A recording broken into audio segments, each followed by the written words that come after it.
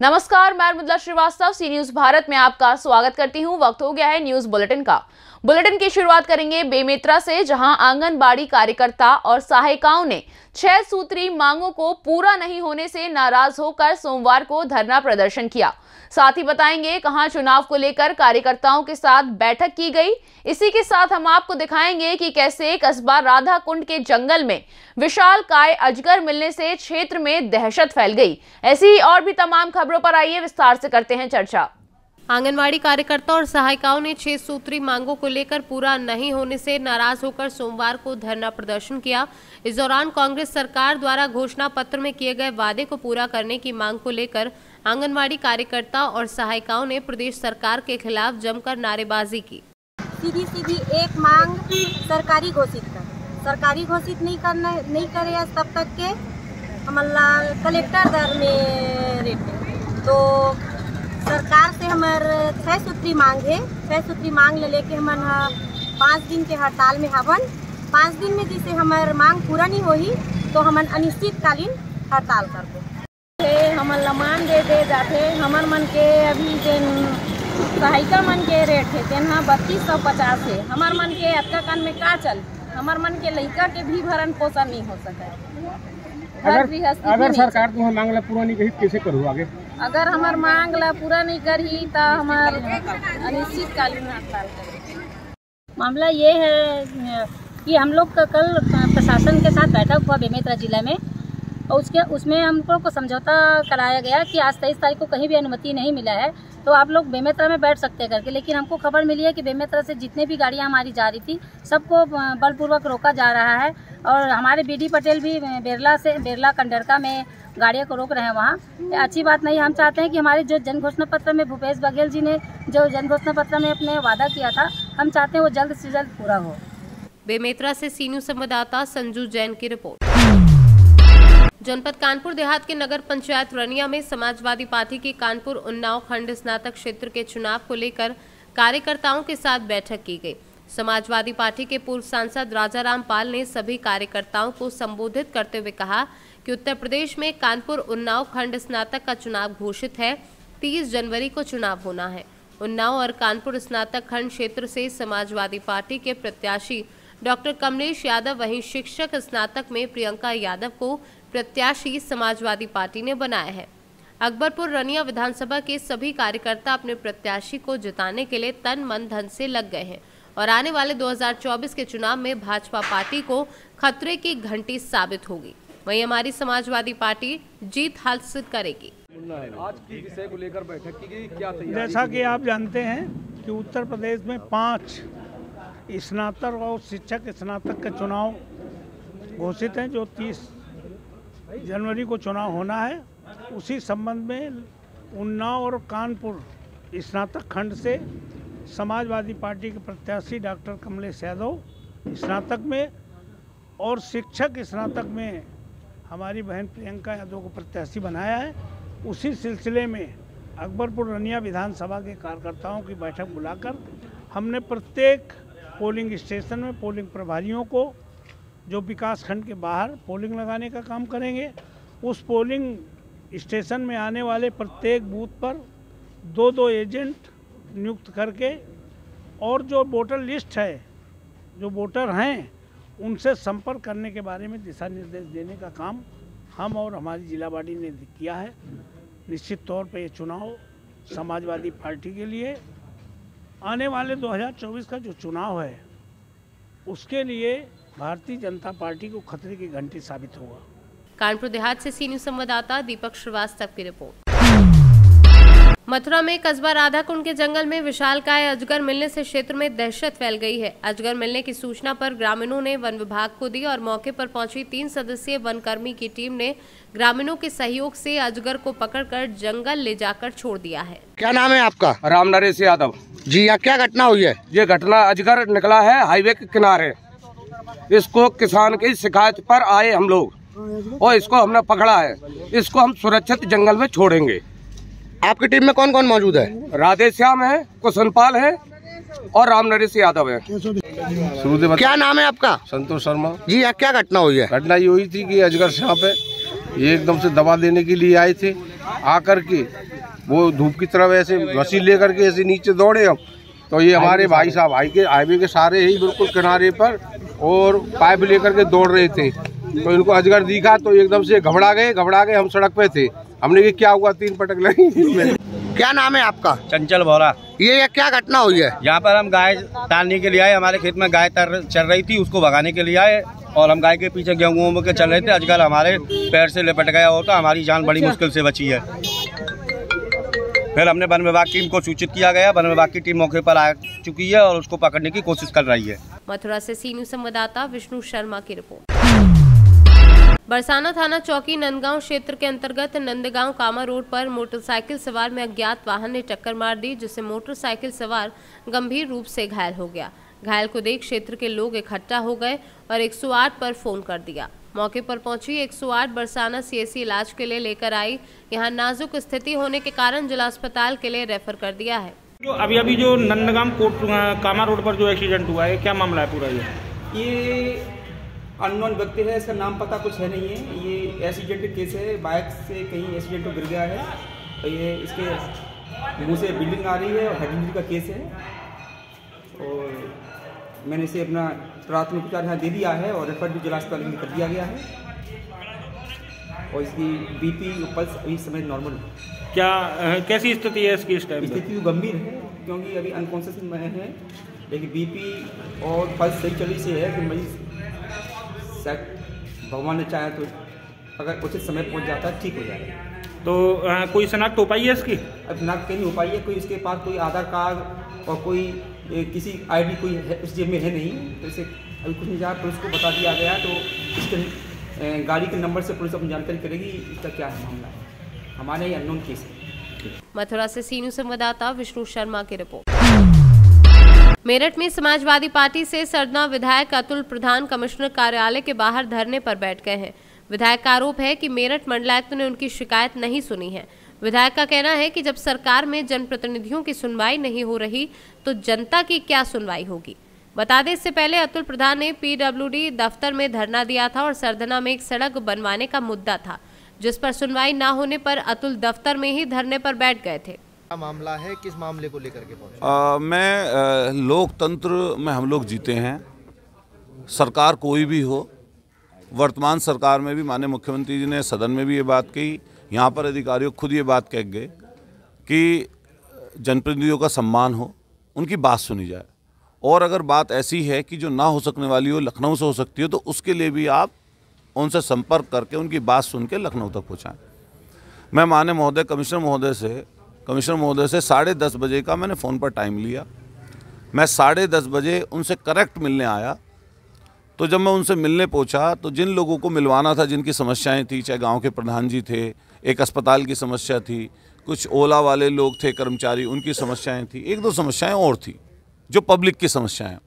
उन समस्याओं के बारे में जैसे ही मैंने उनको बताना चाहा और जो सामने व्यक्ति जिनकी समस्या थी उन्होंने बताना चाहा, तो उनकी बात सुनने के बजाय उन्होंने अनसुना कर दिया। मैंने ये बात उनसे कमिश्नर महोदय से कही कि अगर आप इनकी बात ही नहीं सुनोगे तो आपको पता कैसे चलेगा बात का। तो बात अनसुनी करते हुए कह दिया ठीक है आप बोलते रहिए, आप ये जो उन लोगों से कहा कि आप बोलते रहिए, मैं अपना काम करते हूँ, और लिया फाइल पे अपने काम करने लग गए बात सुनने के बजाय। तो मैंने सोचा कि जब जनप्रतिनिधियों की इस तरीके से अधिकारी लोग असम्मान करेंगे तो जनता के साथ इनका व्यवहार किस तरह का रहता हो। हम बार बार ये बात कहते हैं कि लोकतंत्र तभी मजबूत हो सकता है जब चुने हुए प्रतिनिधि ठीक ढंग से बेहतर ढंग से काम करें। और लेकिन अगर अधिकारी लोग जो उनके मातहत आते हैं लोकतंत्र में, जनता के प्रति उनकी कुछ जिम्मेदारियां हैं, अगर आप उनकी बात ही नहीं सुनोगे तो काम कैसे होगा। तो मैं आज उसी को लेकर यहाँ पर आया था और मैं भी यहाँ इनके फर्श पर बैठा हुआ हूँ। कम से कम लोगों को ये पता लग जाए कि जब जनप्रतिनिधियों का अधिकारी लोग, दरअसल अधिकारी कई अधिकारी लोगों के, सब अधिकारी एक जैसे नहीं होते, लेकिन अधिकारी लोगों के दिमाग में कहीं ना कहीं ये बात है, और ख़ास तौर से इस सरकार में, कि आपका कुछ बिगड़ने वाला तो है नहीं, आप किसी की बात सुनिए मत सुनिए, आप वो धक्के खाते रहें, आते रहें, जाते रहें, चक्कर लगाते रहें, इनको उस बात से कोई लेना देना नहीं है। तो यहाँ धरने पर बैठे हैं आप? अब आप धरना मान लो, कुछ मान लो, मैं तो एक मैसेज देने के लिए बैठा था कि कम से कम इनकी सीढ़ियों पर बैठ जाऊं तो कमिश्नर महोदय को कम से कम ये तो पता लग जाए कि भाई लोकतंत्र में चुने हुए प्रतिनिधियों के साथ आप किस तरीके से व्यवहार करते हैं। मैंने अभी माननीय विधानसभा अध्यक्ष जी को भी इसकी सूचना दे दी है। मैं लिखित में भी अभी यहाँ पर इनके ऑफिस में अपनी एप्लीकेशन रिसीव भी कराऊंगा और जानकारी मांगूंगा कि जब टाइम लेकर हम आपसे मिलने आए थे तो आपका जो ये व्यवहार अगर जनप्रतिनिधि के साथ ऐसा है, क्यों ना हम लोग इसको सदन में भी उठाएं। मैं याचिका समिति में भी हूँ। मैं माननीय विधानसभा अध्यक्ष जी से अगर वो मीडिया के माध्यम से सुनेंगे तो मैं उनको भी ये बात ज़रूर मैंने उनके नॉलेज में डाल दी और ज़रूर उन तक पहुँच जाएगी। और इस समय देश के प्रधानमंत्री जी हों या मुख्यमंत्री जी हों, जो इस समय के मुख्यमंत्री हैं, बेशक विपक्ष के लोग हैं, वो भी कम से कम एक जनप्रतिनिधि के सम्मान को रखाने के लिए लगातार सदन में भी बोले हैं। वो मेरठ आए थे, लगातार अधिकारियों से बोल के गए थे कि जनप्रतिनिधियों का सम्मान होना चाहिए, उनकी सम्मान। और सम्मान किस तरह से, जनता का काम है। मान लिया हम कोई व्यक्तिगत काम तो लेकर आए नहीं, अगर जनता के काम को लेकर आए हैं और अधिकारी लोग अगर बात सुनेंगे ही नहीं तो हम उनकी समस्याओं का निराकरण कैसे करेंगे। फिर आप जब कहते हैं कि सबका साथ सबका विकास सरकार कहती है, तो सरकार को अधिकारियों के लोगों से भी ये पूछना चाहिए कि आपको किस तरह का आसन जनप्रतिनिधि से करना है, क्या नहीं सिखाया गया है। मेरठ से सी न्यूज़ संवाददाता जावेद अब्बासी की रिपोर्ट। बदायूं के सैद थाना क्षेत्र के अंतर्गत ग्राम शंभू नगला में छत का छज्जा गिरने से 2 बच्चे दबे और एक की मौत हो गई। वहीं एक की हालत गंभीर बताई जा रही है, जिसे एम्बुलेंस से बदायूं जिला अस्पताल ले जाया गया है। घटना की सूचना क्षेत्रीय लेखपाल को दे दी गई है। बदायूं से सी न्यूज़ संवाददाता ओमवीर सिंह राठौर की रिपोर्ट। एटा में वरिष्ठ पत्रकार प्रमोद लोधी के बड़े भाई राजकुमार उर्फ राजवीर सिंह आज सुबह 6 बजे से घर से टहलने निकले थे। राजवीर सिंह अब तक घर वापस नहीं लौटे। सूचना मिलते ही प्रमोद लोधी वरिष्ठ पत्रकार के शिकोहाबाद रोड स्थित आवास पर वरिष्ठ पुलिस अधीक्षक उदय शंकर सिंह, अधीक्षक crime Vijay Kumar Pandey, SHO doctor Sudhir Kumar force के साथ पहुंचे। वरिष्ठ पत्रकार प्रमोद लोधी के बड़े भाई लापता राजकुमार उर्फ राजवीर सिंह के लिए पुलिस जांच पड़ताल शुरू कर चुकी है। ये पूरा मामला थाना कोतवाली नगर क्षेत्र के अंतर्गत मोहल्ला अवंतीबाई नगर का बताया जा रहा है। एटा से सी न्यूज़ संवाददाता कौशल प्रताप सिंह की रिपोर्ट। राष्ट्रीय शिक्षा नीति 2020 दृष्टि, चुनौतियां और समाधान की पहल के नाम से रीवा के शिक्षक दिव्य शिवानंद तिवारी एवं डॉक्टर रंजन मिश्रा द्वारा लिखी गई पुस्तक का विमोचन मध्य प्रदेश विधानसभा के अध्यक्ष गिरीश गौतम के करकमलों द्वारा शासकीय शिक्षक शिक्षा महाविद्यालय रीवा के सभागार में संपन्न हुआ। समारोह के विशिष्ट अतिथि SK Tripathi, doctor RN Patel, प्राचार्य शासकीय शिक्षक शिक्षा महाविद्यालय रीवा गंगा प्रसाद उपाध्याय, डॉक्टर एलपी मिश्रा तथा जनपद अध्यक्ष गंगेव रहे। कार्यक्रम में शहर के सभी शासकीय एवं अशासकीय विद्यालयों के संस्था प्रमुख, मीडिया कर्मी, शिक्षक एवं समाज के सुविज्ञ लोग शामिल हुए। हम उसमें भारत का राष्ट्रभाव की जगह से राष्ट्रभाव हम नहीं पैदा कर सके उसके भीतर, और इसीलिए आज तो हमारे सामने संकट आया हुआ। संकट इसी बात का है कि हमारा जो मूल है, हमारा मूल क्या है, हमारा सनातन धर्म का मूल है क्या? मूल है अतिथ देवो भव अवसुधैव कुटुंबकम्। ये हमारा मूल भाव, और इसी हमारे मूल भाव पर हमला हो रहा, लगातार हमले हो रहे हैं इसी पर, और वो सिर्फ इस कारण से हो रहा है कि हम किसी तरह से उससे हट करके बाहर चले जाएं तो शायद उनको आक्रमण करने का अवसर मिलेगा। इसलिए आप देखते होंगे इसी देश के भीतर हो रहा है। हमारे 6.5 लाख ग्रंथों को जलाने वाले इसी देश में शासक बन करके रहे, और उनके बारे में जब शिक्षा नीति में लिखा जाता है इनको मत पढ़ाओ, महाराणा प्रताप को महान पढ़ाओ, शिवाजी को महान पढ़ाओ, इनको महान पढ़ाओ, तो फिर ये कहने वालों या शिक्षा नीति बनाने वालों को सांप्रदायिकता की नजर से सांप्रदायिक करके बताया जाता है। हम अपने सनातन को जगाना चाहते हैं, अपने मूल भाव को जगाना चाहते हैं। यह शिक्षा नीति का असर है, और हम चुप कर रहे हैं। इसीलिए हमें इस बात को विशेष ध्यान देने की आवश्यकता है, और वो संभव तभी है जब आप इसमें अपनी भूमिका अदा करें। रीवा से सी न्यूज़ संवाददाता अर्जुन तिवारी की रिपोर्ट। सिद्धार्थनगर जिले के बदरपुर में नेताजी सुभाष चंद्र बोस की जयंती पर चलाया गया सड़क सुरक्षा अभियान, जिसमें खंड विकास अधिकारी सुरेश कुमार एवं मंडल अध्यक्ष नितेश पांडे का सराहनीय पहल रहा। यातायात सड़क सुरक्षा को लेकर स्कूल के बच्चों एवं ब्लॉक के अधिकारियों की पावर हाउस से लेकर मेखड़वा पुल तक लगा लंबी कतार। खंड विकास अधिकारी सुरेश कुमार ने सड़क सुरक्षा पर स्कूल के बच्चों को यातायात नियमों का पालन करने का आह्वान भी किया और उन्हें इसके प्रति जागरूक भी किया। आज हम सभी के नेताजी सुभाष चंद्र बोस जी की जयंती थी और उनके जयंती के अवसर पर उत्तर प्रदेश शासन द्वारा सड़क सुरक्षा अभियान के तहत पूरे प्रदेश में मानव श्रृंखला बना करके Guinness book of world record दर्ज करने की योजना हम सभी की थी, जिसके तहत हमारे खंड विकास अधिकारी और खंड शिक्षा अधिकारी महोदय के निर्देशन में इस विकासखंड बर्डपुर के समस्त विद्यालयों के छात्र छात्राओं ने और जनमानस ने अपनी सहभागिता दर्ज कराते हुए सड़क सुरक्षा को लेकर के एक बेहतर मानव श्रृंखला, बहुत ही अच्छी एक विशाल मानव श्रृंखला बनाई और उस मानव श्रृंखला के क्रम में आज सभी ने श्रृंखला में सड़क सुरक्षा को लेकर के शपथ भी लिए कि हम सभी सड़क सुरक्षा के यातायात के नियमों का हम सभी पालन करेंगे। इसी को लेकर के आज मानव श्रृंखला बनाई।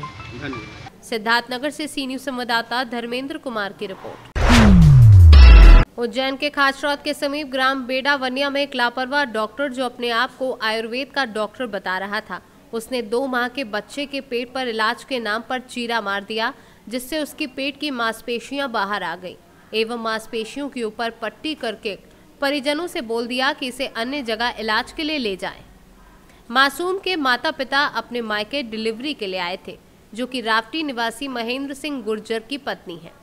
परिजनों का कहना है कि डॉक्टर को लोग भगवान का रूप मानते हैं, लेकिन ऐसे लापरवाह डॉक्टर मासूम बच्चों की जान के साथ खिलवाड़ करते हैं। ऐसे डॉक्टरों के खिलाफ कड़ी से कड़ी कार्यवाही की जाए। दादा क्या नाम है आपका? विक्रम। क्या कुछ घटना घटी आज आप सिविल हॉस्पिटल में आए?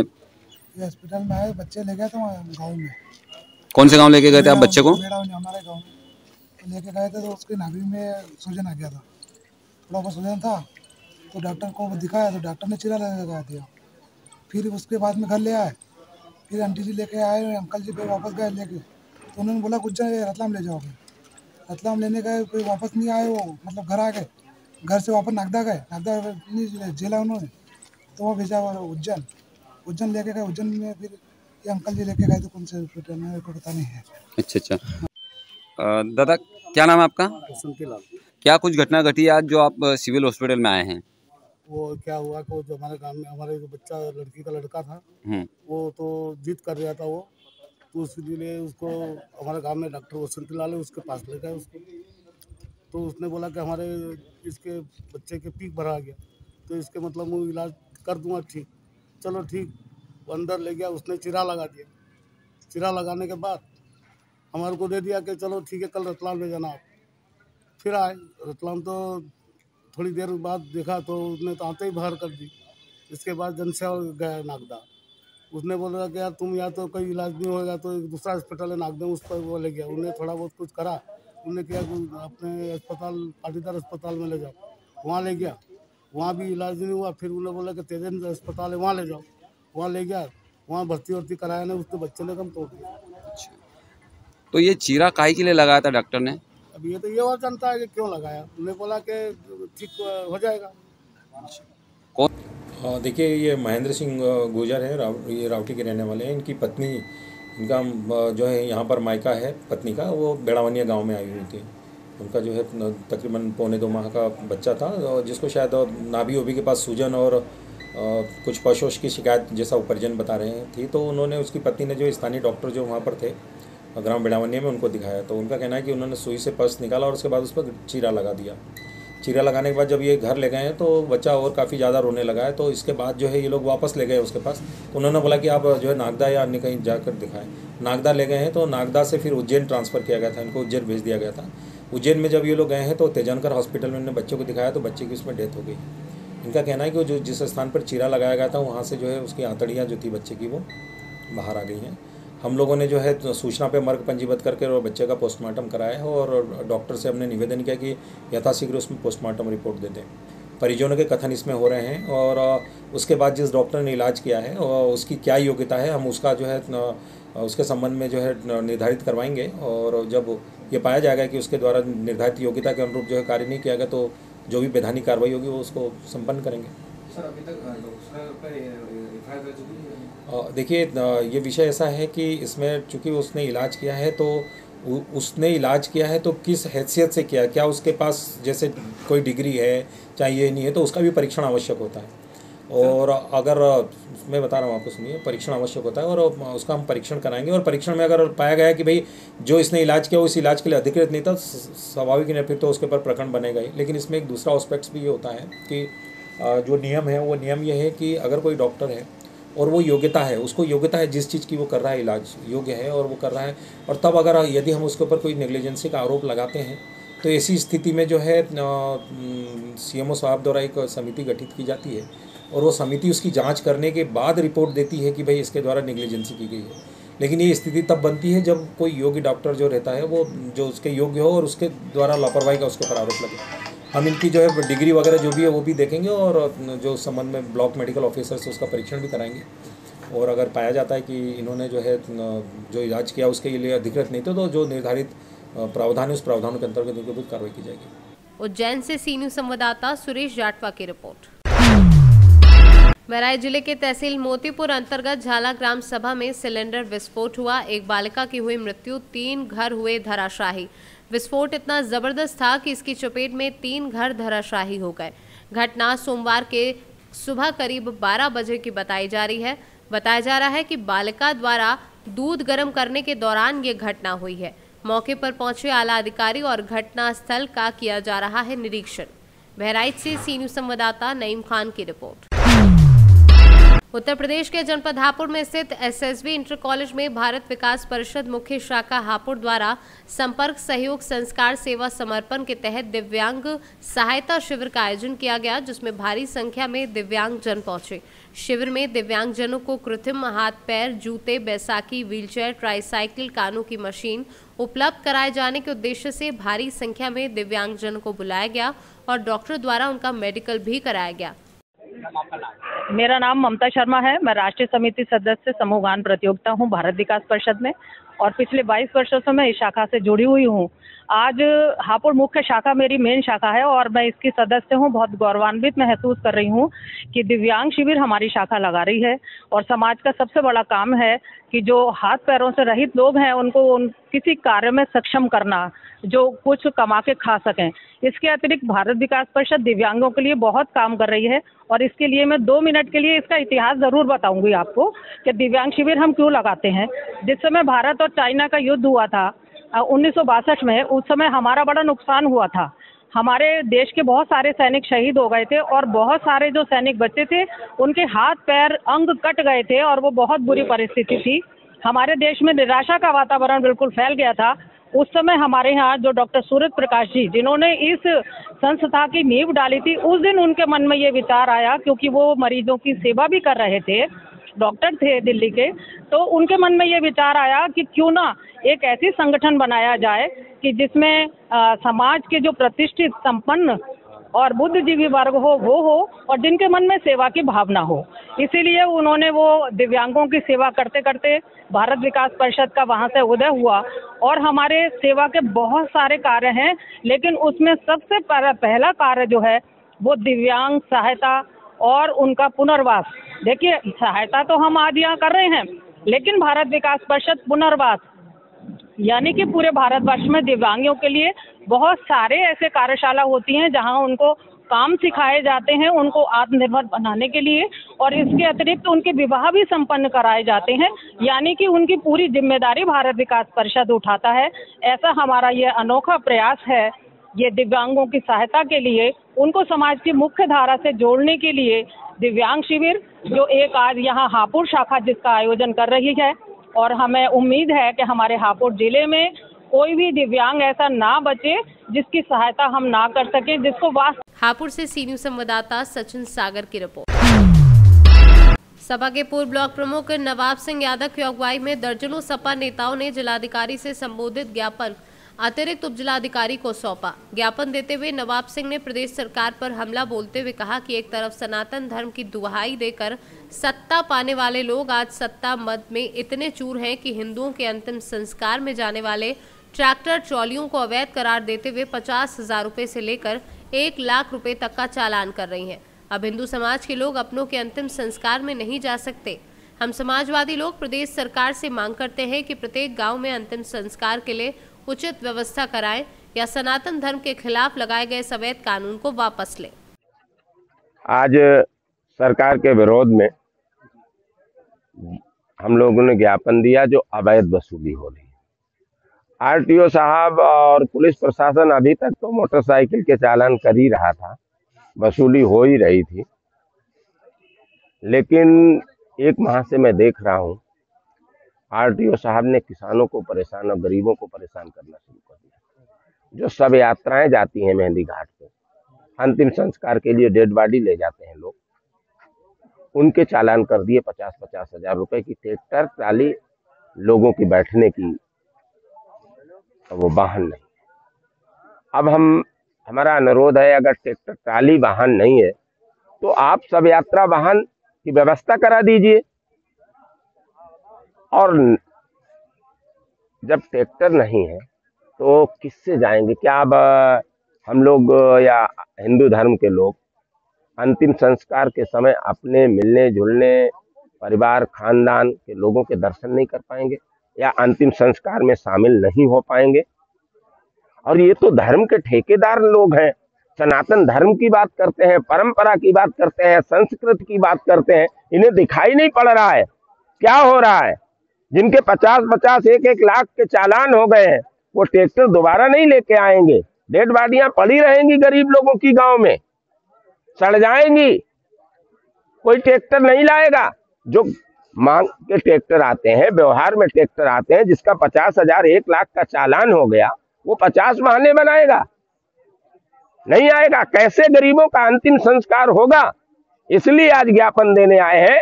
और अगर इस पे सुधार ना हुआ तो आरटीओ साहब ने जो चालान किए हैं वहीं धरना देंगे, जो दिन भर कमाई चलती है उनकी। कन्नौज से सी न्यूज संवाददाता शिबू सैनी की रिपोर्ट। बिजली विभाग मध्य प्रदेश आउटसोर्स कर्मचारी एवं संविदा कर्मचारियों की हड़ताल आज की सृजन लगातार जारी बनी हुई है। हालांकि अब तक सरकार की ओर से कोई आश्वासन नहीं दिया गया है, जिसको लेकर आज समस्त कर्मचारी जिला कलेक्ट्रेट पहुंचे एवं अपनी मांगों को लेकर टीकमगढ़ कलेक्टर के नाम एसडीएम को ज्ञापन सौंपा। ज्ञापन में बताया गया है कि यूनाइटेड फोरम पूर्ण समर्थन करता है। यदि मुख्यमंत्री से उक्त मांगों के संबंध में बैठक कर मांगों का निराकरण नहीं किया जाता है तो यूनाइटेड फोरम अपने सभी घटक दलों के साथ उक्त कार्य बहिष्कार के आंदोलन संपूर्ण सहयोग करते हुए संपूर्ण मध्य प्रदेश में कार्य बहिष्कार में दिनांक 24 जनवरी से शामिल होने को मजबूर होगा। हमारे आउटसोर्स और संविदा कर्मचारी हैं जो सभी चारों 6 कंपनी में जो भर्ती हुई है, उनको जो संविदा कर्मचारी हैं उनको रेगुलर नहीं किया जा रहा है, और दूसरा जो आउटसोर्स कर्मचारी हैं उनके साथ शोषण हो रहा है। ठेकेदार द्वारा शोषण होता है और बाकी जितना काम उनसे लिया जाता है उस हिसाब से उनका पेमेंट नहीं है। तो उनके लिए एक निश्चित कोई या तो उनको भी रेगुलर किया जाए, या जो भी एक मिनिमम वेजेज होते हैं उस हिसाब से एक उनकी गारंटी देते हुए उनको मिनिमम वेजेज पर करके उनसे वेतन दी जाए। तो इस हिसाब से इसके लिए ये लोग जो संविदा कर्मचारी हैं और आउटसोर्स कर्मचारी हैं 21 तारीख से हड़ताल पे हैं। उनके समर्थन में यूनाइटेड फोरम ने भी डिसीजन लिया है और कल 24 तारीख से हम लोग भी रेगुलर कर्मचारी भी उनके सपोर्ट में अनिश्चितकालीन हड़ताल पर रहेंगे। काम बंद हड़ताल होगी, जिससे कोई कार्य नहीं किया जाएगा, ना कोई कंप्लेन अटेंड होगी। जो भी जिस स्थिति में हो उस स्थिति में छोड़ दिया जाए। पूरे मध्य प्रदेश में है? पूरे मध्य प्रदेश में है। यदि आपकी मांगें नहीं मानी जाती हैं तो कहाँ तक? ये अनिश्चितकालीन है। आज से आज रात 12 बजे से काम बंद हड़ताल है, कोई काम पे नहीं रहे। टीकमगढ़ से सी न्यूज संवाददाता गिरीश कुमार खरे की रिपोर्ट। खबर आजमगढ़ से है, जहां कोतवाली पुलिस टीम रंगदारी मांगने वाले 2 अभियुक्तों को गिरफ्तार कर चुकी है, जिनकी पहचान अरुण सिंह और दूसरा अतुल सिंह पुत्रगढ़ नागेंद्र सिंह के रूप में हुई है। आजमगढ़ से सी न्यूज संवाददाता सीबी भास्कर की रिपोर्ट। कहीं से शरई शहादत न मिलने पर ख्वाजा गरीब नवाज का कुल शरीफ 29 जनवरी को आयोजित किया जाएगा। बीते रविवार को अजमेर में चांद नजर नहीं हुआ, जबकि आज चांद होगा। कल रजब की 1 तारीख होगी, लिहाजा 24 जनवरी को चांद की पहली तारीख होगी। वहीं गरीब नवाज का कुल 6 रजब को होता है, लिहाजा 6 जनवरी 29 जनवरी रविवार को होगी। बरेली से सी न्यूज संवाददाता उत्कर्ष सिंह चौहान की रिपोर्ट। बालूमाथ प्रखंड स्थित चेक नाका के समीप दून सेंट्रल एजुकेशन एकेडमिक विद्यालय और थाना परिसर में कार्यक्रम का आयोजन कर सोमवार को सुभाष चंद्र बोस की जयंती धूमधाम के साथ मनाई गई। दून विद्यालय में कार्यक्रम कर सर्वप्रथम सुभाष चंद्र बोस की तस्वीर पर विद्यालय के शिक्षकों और विद्यार्थियों द्वारा माल्यार्पण कर प्रभात फेरी निकालते हुए चेक नाका से ब्लॉक परिसर होते हुए न्यू बस स्टैंड तक पहुंची। इस मौके पर विद्यालय के शिक्षक संध्या कुमारी, अभिषेक कुमार, कांग्रेस नेता हाजी मोतिउर रहमान, राजद नेता सुरेश राम सहित कई विद्यार्थी मौजूद थे। झारखंड से सी न्यूज़ संवाददाता मोहम्मद अरबाज की रिपोर्ट। सपा प्रदेश अध्यक्ष नरेश उत्तम पटेल का रामचरितमानस स्वामी प्रसाद मौर्य और जाति जनगणना को लेकर बयान, दलित पिछड़ा और अल्पसंख्यक को लेकर भी प्रदेश अध्यक्ष का बड़ा बयान, प्रदेश अध्यक्ष का संगठन को लेकर बड़ा बयान सामने आ रहा है। उन्होंने कहा कि 30 तारीख तक संगठन का ऐलान हो जाएगा। सपा जाति जनगणना की पक्षधर है। आज का कार्यक्रम उन्नाव जिले में कानपुर उन्नाव शिक्षक एमएलसी और स्नातक एमएलसी का जो चुनाव हो रहा है, उस चुनाव की तैयारी की बैठक के लिए हम यहाँ आए थे। अपने नेताओं कार्यकर्ताओं से भेंट किया और तैयारी की समीक्षा किया है और उपस्थित कार्यकर्ताओं से भी अपने संवाद किया है। उनसे सबसे अनुरोध किया है कि ये जो चुनाव में 5 दिन का समय है, इस समय में जाकर के सभी मतदाताओं से अपील करके अखिलेश यादव जी के और माननीय मुलायम सिंह यादव जी के किए गए शिक्षकों के बीच में और शिक्षित बेरोजगारों के स्नातकों के बीच में किए गए कार्यों को बताएं तथा भारतीय जनता पार्टी द्वारा किए गए झूठे वादे जो नहीं निभाए जा रहे हैं, उनके बारे में भी तुलनात्मक अध्ययन कराएं और मतदाताओं से अपील करें, प्रार्थना करें कि समाजवादी पार्टी के उम्मीदवार डॉक्टर कमलेश यादव और प्रियंका जी को अपना आशीर्वाद दें, अपना मतदान करें, सहयोग दें। 24 की जमीन तैयार की जा रही है, ऐसे में तरह तरह के बयान दिया है। स्वामी प्रसाद मौर्य ने बयान दिया था कि रामचरितमानस पिछड़ों की विरोधी है। क्या आप स्वामी प्रसाद मौर्य विधान परिषद शिक्षक और स्नातक का चुनाव का समय है। इस चुनाव के समय आचार संहिता लगी हुई है। हम आचार संहिता का पालन करते हुए, सामाजिक समरसता की बात करते हुए, भाईचारे को मजबूत करते हुए, बेरोजगारी की समस्या दूर करने के लिए और शिक्षकों की समस्याओं को दूर करने के लिए जो चुनाव हो रहा है, इस चुनाव में सबसे अपील करते हैं कि समाजवादी पार्टी के उम्मीदवारों को अपना आशीर्वाद दें। मौर्य जी के बयान से सहमत हैं या असहमत? आचार संहिता लगी हुई है। हम आपसे अनुरोध इतना करना चाहते हैं कि ये विधान परिषद के चुनाव चल रहे हैं। विधान परिषद के चुनाव में आप भी हमारा सहयोग करिए, तभी हमारा लोकतंत्र मजबूत होगा। उन्नाव से सी न्यूज़ संवाददाता अजय कुमार की रिपोर्ट। देवरिया जनपद में सुभाष चंद्र बोस की जयंती के अवसर पर स्टेडियम परिसर में मानव श्रृंखला बनाई गई, जिसमें हजारों छात्र छात्राओं ने हिस्सा लिया। इस कार्यक्रम में जनपद के जिलाधिकारी, पुलिस अधीक्षक सहित सभी अधिकारी मौजूद रहे। मानव श्रृंखला का मकसद सड़क सुरक्षा को लेकर था। इस दौरान सभी को शपथ भी दिलाई गई। आए दिन दुर्घटनाएं हो रही हैं, उसके प्रति लोगों को जागरूक करने के लिए हजारों बच्चों की रैली को जिलाधिकारी ने हरी झंडी दिखाकर रवाना किया और पूरे शहर और जनपद में जागरूकता अभियान चलाया। जागरूकता करने के लिए मानव श्रृंखला पूरे प्रदेश में आयोजित की जा रही है। उसी क्रम में जनपद देवरिया में आज हम लोगों ने एक कार्यक्रम यहाँ स्टेडियम में, उसके अलावा सभी स्कूलों में और सड़कों के किनारे भी किया है। और हमारा ये प्रयास है कि जो बड़ी दुर्घटना की संख्या है 25-26 हज़ार करीब एक वर्ष में, जो कि कोरोना के कुल डेथ से भी अधिक है, उसको हम लोग 50% से कम पहले ले आएँ और बाद में शून्य की तरफ ले जाएं। तो बच्चे भविष्य हैं, यही युवा वर्ग है, ये सीखेगा, ये समझेगा तो आगे ठीक होगा। इसी का प्रयास किया गया है। देवरिया से सी न्यूज़ संवाददाता ज्ञानेंद्र नाथ मिश्रा की रिपोर्ट। आज भारतीय जनता पार्टी एवं अंतर्राष्ट्रीय गौमाता सेवा शिवा महासंघ के पदाधिकारियों के द्वारा स्वतंत्रता सेनानी एवं परम देशभक्त सुभाष चंद्र बोस जी के जन्म जयंती पर नगर के सुभाष चौराहे पर स्थापित प्रतिमा पर पुष्पहार अर्पित कर पुष्पांजलि अर्पित की गई। इस शुभ अवसर पर भाजपा पार्टी के नगर अध्यक्ष रुपेश शुक्ला ने जानकारी में बताया कि सुभाष चंद्र बोस भारत के स्वतंत्रता संग्राम के अग्रणी तथा सबसे तेज नेता थे। द्वितीय विश्व युद्ध के दौरान अंग्रेजों के खिलाफ लड़ने के लिए उन्होंने जापान के सहयोग से आजाद हिंद फौज का गठन किया था, जिसके चलते हुए जय हिंद का नारा भारत का राष्ट्रीय नारा बन गया है। वो जयंती में हमारे नगर के सभी गणमान्य व्यक्ति आए हुए हैं और हमारे ज्ञान भारती और चित्तन बिहारी सक्सेना जी और उनके पुत्र रवि सक्सेना जी और हमारे भाई दिलीप गौड़ कभी भी हैं और हमारे राहुल जी कभी भी आए हुए हैं। और इनका नारा था, सुभाष चंद्र बोस जी का नारा था, तुम मुझे खून दो मैं तुम्हें आज़ादी दूंगा, तुम मुझे खून दो मैं तुम्हें आज़ादी दूंगा। और उन्होंने ये नारा सफल बनाया, उन्होंने ऐसे काम किए कि आज सुभाष चंद्र बोस अमर है, अमर रहेंगे। भारत माता। फिरोजाबाद से सी न्यूज़ संवाददाता सन्नेश कुमार गुप्ता की रिपोर्ट। तिसरी प्रखंड के गोल्डन फ्यूचर पब्लिक स्कूल में 26 जनवरी की तैयारियां जोरों शोरों से चल रही हैं।